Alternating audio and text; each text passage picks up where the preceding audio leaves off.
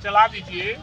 ये जितने बीजेपी के लोग हैं ये हिंदुस्तानी नहीं है, हिंदुस्तान के दुश्मन हैं और ये अंग्रेजों के दलाल हैं। ये नाथूराम गोडसे के खानदान हैं, इसलिए नाथूराम गोडसे का खानदान से देश नहीं चलेगा। ये हिंदुस्तानियों का देश है, हिंदू मुस्लिम सिख ईसाई का यह देश है। ये नाथूराम गोडसे का देश नहीं है। चलिए नमस्कार, मैं प्रशांत और आप देखना शुरू कर चुके हैं टेस्ट न्यूज। देखिए, एक बार फिर से भाई वीरेंद्र सुर्खियों में है। भाई वीरेंद्र बीजेपी को जमकर खड़ी खोटी सुना, जिसको लेकर एक बार फिर से भाई वीरेंद्र चर्चा के बीच में है। दरअसल भाई वीरेंद्र ने बीजेपी के ऊपर हमला करते हुए कहा है कि जो बीजेपी के लोग हैं ये लोग भारत के हैं ही नहीं, ये लोग भारत के दुश्मन हैं। इतना ही नहीं, उन्होंने बीजेपी के लिए अंग्रेजों के दलाल जैसे शब्दों का भी इस्तेमाल किया है। क्या कुछ कह रहे हैं पूरे मामले को लेकर भाई वीरेंद्र, जरा सुनिए। केंद्र में भी सरकार बना ली जोर तोड़ करके और फिर चाहती है जीतना, लेकिन जनता ने तय कर लिया है कि महाराष्ट्र में और झारखंड में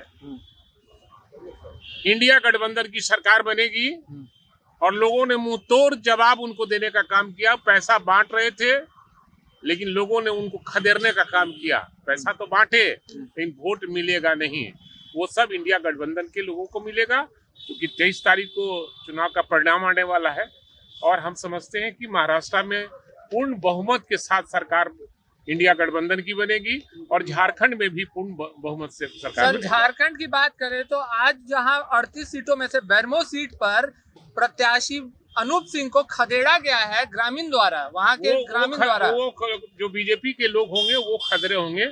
उनके फादर भी बहुत दिनों से एमएलए रहे हैं, मंत्री रहे हैं, हम भी उनके साथ एमएलए रहे हैं जी, राजेंद्र बाबू के साथ। पत्नी खड़ी हुई थी लोकसभा के लिए। हाँ, तो हम समझते हैं कि वहाँ कोई प्रभाव नहीं पड़ने वाला। गिरिराज सिंह कह रहे हैं कि हेमंत सोरेन जो है रांची को कराची बनाना चाहते हैं। गिरिराज सिंह देशद्रोही हैं और वो लोग अंग्रेजों के दलाल रहे हैं, इसलिए उनकी बात करना उचित नहीं है। क्योंकि जिस पार्टी से आते हैं वो देश के आजादी के दिनों में अंग्रेजों का साथ दिया था, तो ये भी लोग अंग्रेजों के साथ देने वाले लोग हैं। ये लोग हिंदुस्तानी हो ही नहीं सकते, हिंदू हो ही नहीं सकते हैं।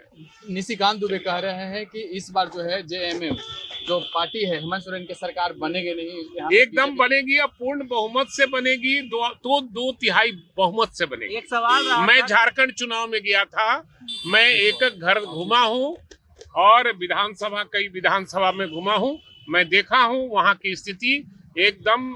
जो एक योजना चलाया हेमंत सोरेन ने, मैया योजना, और लोगों को 200 यूनिट जो है बिजली फ्री हमको दिखाए लो कि 0 बैलेंस आ गया, और जो हम उसके यहाँ बकाया था वो सब माफ हो गया। तो बहुत से कल्याणकारी योजना चलाए हैं हेमंत सोरेन जी, वो पुनः फिर मुख्यमंत्री हो रहे हैं और 2/3 से मुख्यमंत्री हो रहे हैं। तो क्या सर चंपई सोरेन जब जेएमएम का साथ छोड़े हैं, क्या उससे फर्क पड़ने जा रहा है जेएमएम पार्टी को? अरे कहीं कोई फर्क पड़ने नहीं जा रहा है। अब चंपई सोरेन जीतेंगे कि नहीं जीतेंगे ये वो अपना देखें। सर एक आखिरी सवाल है, पशुपति कुमार पारस बैठक कर रहे हैं और कह रहे हैं बड़ा फैसला लेंगे, एनडीए को लेकर रहे हैं कि हमारे साथ विश्वासघात किए हैं, अगर महागठबंधन में आते हैं, आप लोग के साथ आते हैं तो स्वीकार करेंगे? देखिए, इसमें हमारे शीर्ष नेतृत्व तय करते हैं कि कौन आएंगे, किनको लेना है नहीं लेना है।